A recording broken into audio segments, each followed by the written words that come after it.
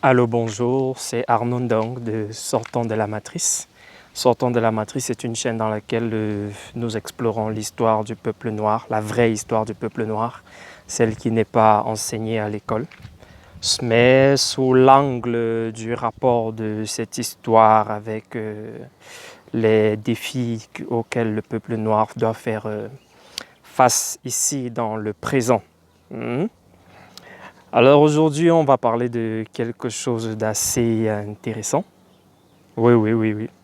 Un sujet qui va un peu énerver les gens, mais ce n'est pas grave. On n'est pas là pour forcément faire plaisir aux gens, on est là pour crever l'abcès. Parce que c'est quand même assez scandaleux qu'un peuple comme le peuple noir, avec autant de richesses, sur le plan humain, sur le plan matériel, sur le plan spirituel, que ce peuple soit parmi les derniers sur la terre aujourd'hui. Ok. Donc, allons-y.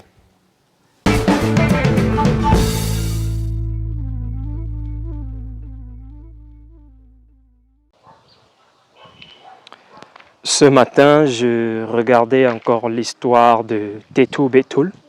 Vous connaissez bien Tétou Bétoul, la femme de Ménélik, l'empereur Ménélik, le terrible Ménélik.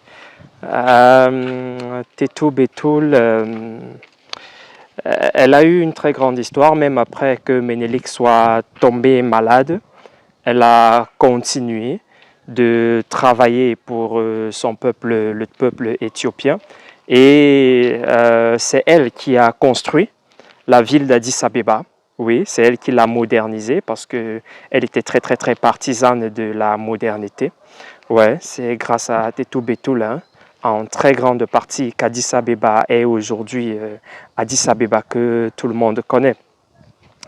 Et l'histoire de Tétou Bétoul, nous y reviendrons plus tard. On va lui consacrer toute une vidéo parce qu'elle mérite qu'on lui consacre toute une vidéo.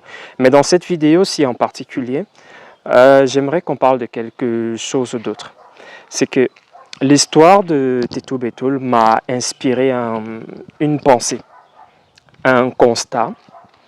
C'est l'importance de l'apport des femmes dans la construction des peuples. C'est l'histoire de l'apport, c'est l'importance de l'apport des femmes dans la marche des peuples à travers le monde.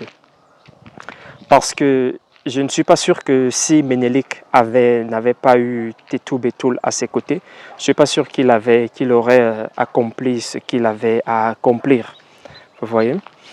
Et des femmes comme Tétou Bétoul, nous en avons à profusion à travers le continent dans l'histoire du peuple noir. Ouais, on n'a pas seulement Tétou Bétoul, on a plus tard, un peu plus tôt ici, un peu plus récemment, les Ellen Johnson Sirleaf. On a tellement de femmes. Elles sont vraiment nombreuses, que ce soit dans ces générations-ci ou les anciennes. Nous n'avons pas seulement des aînés qui sont des vampires. Non. C'est pas les seuls. Dans notre histoire, je le dis toujours sur cette chaîne-ci, nous avons tellement de modèles sur lesquels nous pouvons nous appuyer.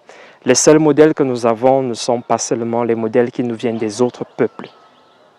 Encore qu'ils n'ont pas vécu selon nos réalités, ils ne nous ont pas, les valeurs qu'ils ont léguées n'étaient pas en premier destinées à nous autres ici sur le continent africain. D'accord? Oui. Et ce qu'on peut apprendre encore de l'histoire d'une femme comme Tétou Bétoul, c'est que les femmes ne sont pas seulement là pour rêver d'épouser un homme qui est très riche. Elle a épousé un empereur. C'est vrai qu'elle aussi, elle venait d'une famille aisée. Mais elle ne s'est pas contentée de jouir des biens et du pouvoir de son mari. Non, elle a mis la main à la pâte. Tétou Bétoul allait au front avec son mari quand Ménélik II, quand Ménélik avait les problèmes avec les Italiens. Elle a pris part aux guerres. Elle dirigeait tout un bataillon. Oui. Elle a pris part aux guerres. Elle a pris part à la fameuse bataille d'Adowa et bien d'autres encore. que Ménélique II a d'ailleurs remporté grâce à elle. Elle ne s'est pas contentée, même quand Ménélique est tombé malade et qu'il ne pouvait plus assurer ses fonctions d'empereur. Tétou-Bétoul ne s'est pas contenté de se dire voilà, il est déjà tombé, mon empereur de mari est déjà tombé malade, donc on est quand même riche, je vais m'occuper de lui, ou alors je vais prendre ma quantité de richesse dans tout ce qu'on avait déjà accumulé, et puis moi je vais prendre mon chemin. Non, elle a continué de travailler pour son peuple, comme je disais.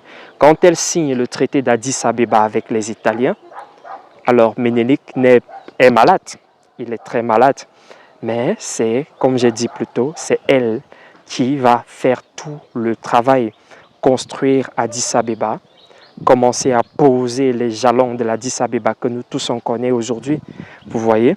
C'est vrai qu'elle avait beaucoup de problèmes avec les dignitaires éthiopiens parce qu'on n'aimait pas beaucoup son caractère. Oui, Taïtoubé, vous vous doutez bien que quand une femme a cette puissance-là, il y a aussi un caractère un peu difficile qui vient avec. Alors, juste pour la petite histoire, Ménélique est son 5e mari. Elle a été mariée 4 fois avant lui et à chaque fois, elle a toujours demandé le divorce parce que elle disait que son caractère n'était pas compatible avec celui de ses maris. Bon, il y a d'autres indiscrétions qui disent que ses 4 premiers maris n'avaient pas la même ambition que Tétou-Bétoul. Elle avait besoin d'un homme qui a beaucoup d'ambition pour pouvoir l'aider à accomplir sa destinée et aussi accomplir, elle, sa destinée, cette grande destinée qu'elle a pu accomplir plus tard. Donc, quand son mari est tombé malade et qu'elle a commencé à présider à la destinée de son peuple, beaucoup de dignitaires du régime ne l'aimaient pas beaucoup et ils ont tout fait pour l'évincer du pouvoir. Ils ont tout fait. Et à un moment, ils ont réussi puisque elle a dû laisser tomber le pouvoir. Oui. Mais rassurez-vous, elle n'est pas allée dormir. Hein. Elle a joué un rôle extrêmement important dans l'avènement au pouvoir de la prochaine impératrice, de la personne qui a succédé de la prochaine impératrice de l'Éthiopie. Oui, oui. Tétou-Bétoul a joué un rôle extrêmement important là-dedans, vous voyez. Ce qui fait que j'ai envie de dire à notre génération que nous ne sommes pas un peuple de losers. Absolument pas. Nous ne sommes pas un peuple de losers. Que tu sois un homme ou que tu sois une femme, nous avons plein d'aînés, parmi lesquels Tétou-Bétoul, qui nous font comprendre qu'on n'a pas... on peut, comme on dit souvent ici chez nous. On peut vraiment. C'est pas... Les grandes destinées ne sont pas que l'apanage des autres dans les autres peuples. Absolument pas. On peut se lever, chacun d'entre nous peut se lever et décider d'accomplir quelque chose pour son peuple. Les jeunes femmes de notre génération, pour la plupart, nous, on ne comprend plus ce qui se passe. C'est comme si nous, on vient ici avec un programme dans l'ADN, c'est-à-dire les jeunes femmes de notre génération aussi. C'est-à-dire le programme de l'ADN, là, c'est quoi? C'est que jouir des biens matériels, des plaisirs de la chair, des biens matériels, et, pouvoir se mettre à l'abri du besoin, avoir un toit au-dessus de sa tête, peut-être fonder une famille pour celles qui veulent même fonder des familles. Et puis, Et puis on meurt et ça finit comme ça. Mais après, on laisse quoi? C'est la question en fait. Après, on laisse quoi? Tétou-Bétoul est décédée en 1914. Mais aujourd'hui, on parle encore d'elle. Pourquoi? Parce qu'elle a consacré sa vie, elle a consacré sa vie à son peuple.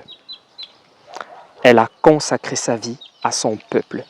Elle a travaillé jour et nuit au péril de sa propre vie, au péril de son propre bonheur, pour son peuple.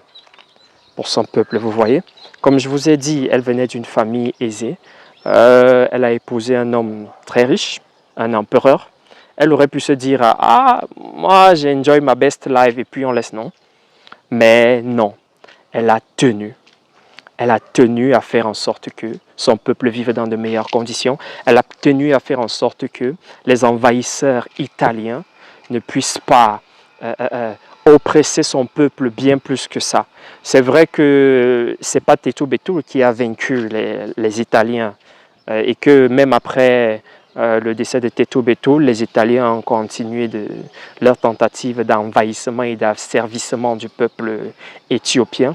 Mais il faut dire que Tétou-Bétoul a énormément contribué à la liberté du peuple, a énormément contribué à l'éducation d'abord, l'éducation, la restauration du sentiment de fierté du peuple éthiopien, mais aussi jusqu'à aujourd'hui, elle continue, son exemple continue de nous inspirer, continue d'inspirer ceux qui cherchent. Son exemple continue de nous montrer la voie, nous montrer le chemin. Donc, regardons vers ce chemin-là. Nous n'avons pas que des aînés qui vampires, sorciers, détourneurs de fonds et tout et tout. Nous avons ici des aînés dans notre histoire, de vrais modèles, comme Tétou-Bétoul qui montre le chemin. Que tu sois un homme ou une femme, Tétou-Bétoul est un véritable modèle. Merci.